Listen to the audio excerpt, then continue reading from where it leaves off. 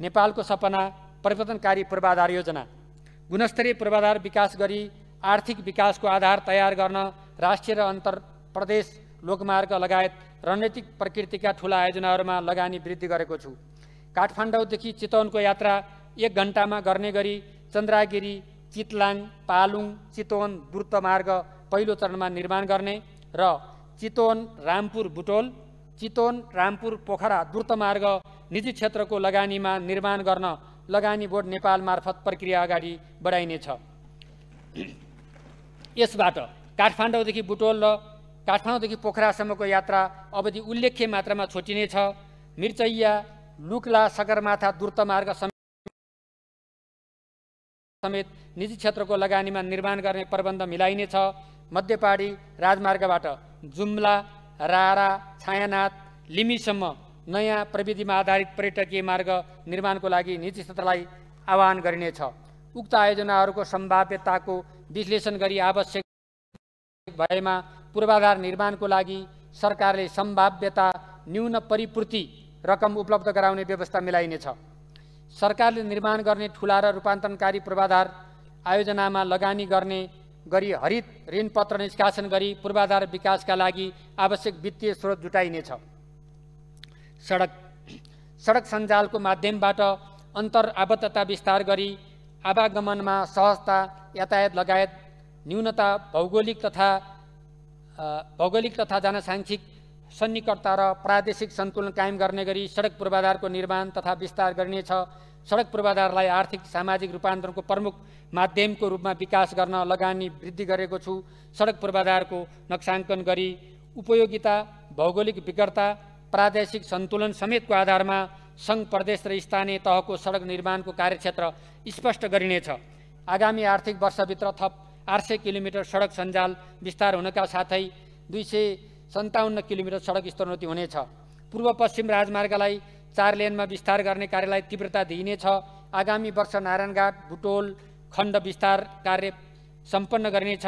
कमला कञ्चनपुर सडक खण्डको विस्तार कार्यलाई तीव्रता दिनुका साथै कमला ढल्केबर पथलैया हेटौडा नारायणघाट बुटोल गुरुसिंहे र काँकरभिट्टा लौकही सडक खण्डको विस्तार कार्य सुरु गर्नेछ।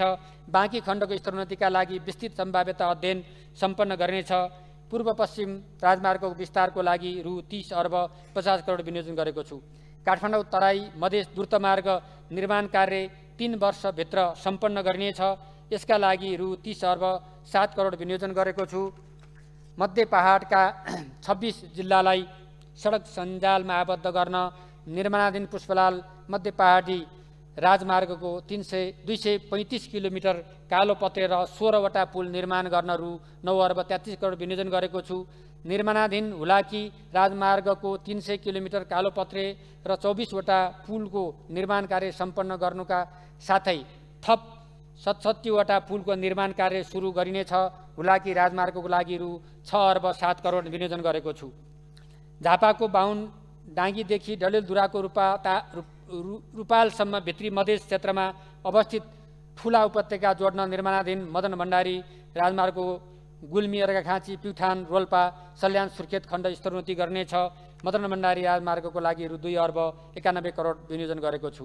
रणनीतिक सडकका रूपमा रहेका नागढुङ्गा, नौबिसे, मुगलिन खण्ड र मुगलिन पोखरा सडकको स्तरोन्नति र विस्तारको लागि रु 10 अर्ब 74 करोड विनियोजन गरेको छु।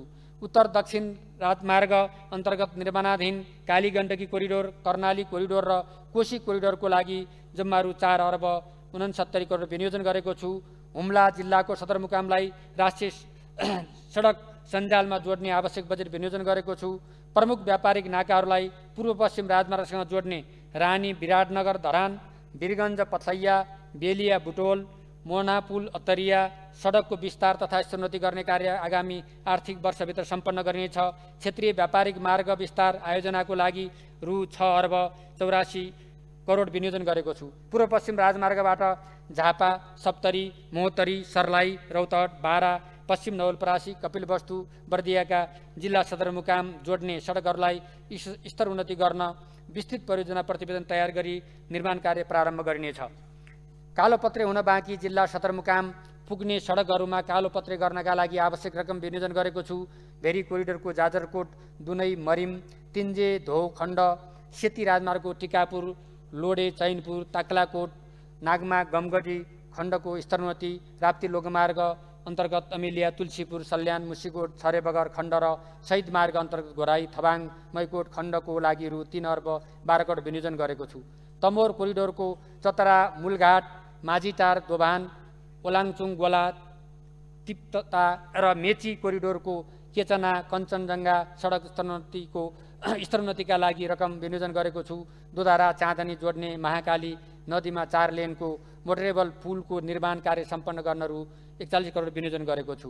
गल्छी त्रिशुली बेत्रावती मैलुङ स्याप्रुबेसी रसुवागढी सडकको गल्छीदेखि स्याप्रुबेसी खण्डको 65 किलोमिटर 2 लेन कालोपत्रे गर्न स्याप्रुबेसी रसुवागढी 17 किलोमिटर स्तरोन्नति गर्न रु 1 अर्ब 85 करोड विनियोजन गरेको छु। निर्वाचन क्षेत्र रणनीतिक सडक कार्यक्रमलाई निरन्तरता दिएको छु। यसका लागि रु 7 अर्ब विनियोजन गरेको छु। काठमाडौँ उपत्यकाको सवारी चापलाई व्यवस्थापन गर्न चक्रपथ विस्तार आयोजना अन्तर्गत कलङ्की नारायण गोपाल चोक सडक खण्डको विस्तारको लागि रु 1 अर्ब विनियोजन गरेको छु। अर्नीको राजमार्गको सूर्य विनायक धुलीखेल सडकको 4 लेनमा विस्तार तथा स्तरोन्नति गर्ने कार्य सुरु गर्नेछ। उपत्यकामा हाल सञ्चालनमा रहेका सडक विस्तार योजनाहरूलाई सम्पन्न गरिनेछ। काठमाडौँ उपत्यकाको ग्वारको 7 दोपट्टा र एकान्त कुनामा फ्लाइओभर र कोटेश्वर तथा नयाँ बानेश्वरमा अन्डरपास निर्माणको कार्य सुरु गरिनेछ। सिस्ने खोला नागढुङ्गाको सुरुङ मार्ग आगामी आर्थिक वर्षभित्र खोलिनेछ। नागढुङ्गा सुरुङ मार्ग निर्माण आयोजनाको लागि रु 5 अर्ब 20 करोड विनियोजन गरेको छु। सिद्धार्थ राजमार्गको बुटवल पाल्पा सडकमा पर्ने सिद्धबाबा खण्डमा सुरुङ मार्ग निर्माणको कार्य सुरु गर्नेछ। दुम्कीबास बर्दघाट कुलेखानी भीमफेदी खुरकोट चियाबारी मजिमटार शक्तिखोर ब्याउलीढुङ्गा इमिल्चा खोला सुर्खेत रानीघाट भुरीगाउँ सुरुङ मार्गको अध्ययन कार्य सम्पन्न गरिनेछ। 4 भन्ज्याङ 4 सुरुङ मार्गको अवधारणा अन्तर्गत काठमाडौँ उपत्यकाका बाँकी 3 भन्ज्याङतर्फ टोखा छरे गोदावरी पनौती सागा बनेपा खण्डको सुरुङ मार्ग निर्माणका लागि सम्भाव्यता अध्ययन गरिनेछ। सुरुङ मार्ग विकास कार्यक्रमको लागि रु 1 अर्ब 19 करोड विनियोजन गरेको छु। पृथ्वी राजमार्गको दमौली महादी नदीमा सिग्नेचर पुल निर्माण कार्य सुरु गर्नेछ। पूर्व पश्चिम राजमार्गको नारायणी र बुटोलको तिनाउ नदीमा बहुउद्देश्यीय सिग्नेचर पुल निर्माण गर्न सम्भाव्यता अध्ययन गरिनेछ। रणनीतिक तथा स्थानीय सडक पुलहरू निर्माणको लागि रु 10 अर्ब 63 करोड र पुलको विस्तृत सम्भाव्यता अध्ययन गर्न रु 60 करोड विनियोजन गरेको छु। सडकको नियमित मर्मत सम्मार संरक्षण तथा सम्वर्धनका कार्यहरू सञ्चालन गर्न सडक बोर्ड मार्फत रु 7 अर्ब 94 करोड विनियोजन गरेको छु।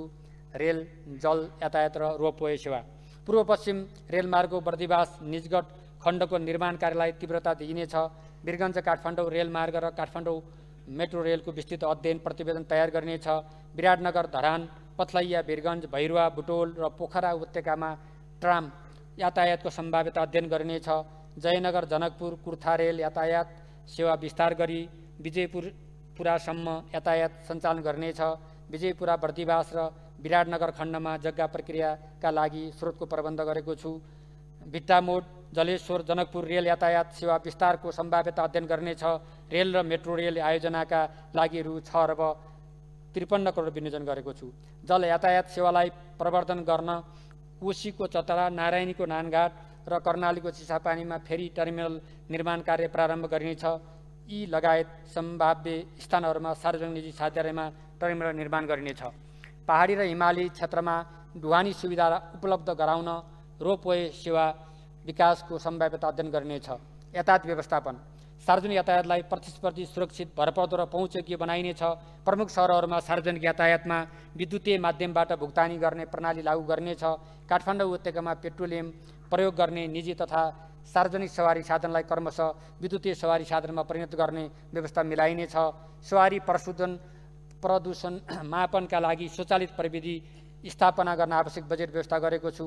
सवारी चालक अनुमति पत्र परीक्षण प्रणालीमा सुधार गरी आवेदन दिएको 1 महिनाभित्र परीक्षा सञ्चालन गरी सेवाग्राहीलाई सवारी चालक अनुमति पत्र प्रदेश यातायात कार्यालय मार्फत उपलब्ध गराउने व्यवस्था मिलाइनेछ। भौतिक पूर्वाधार तथा यातायात मन्त्रालयको लागि रु 1 खर्ब 61 अर्ब 56 करोड विनियोजन गरेको छु।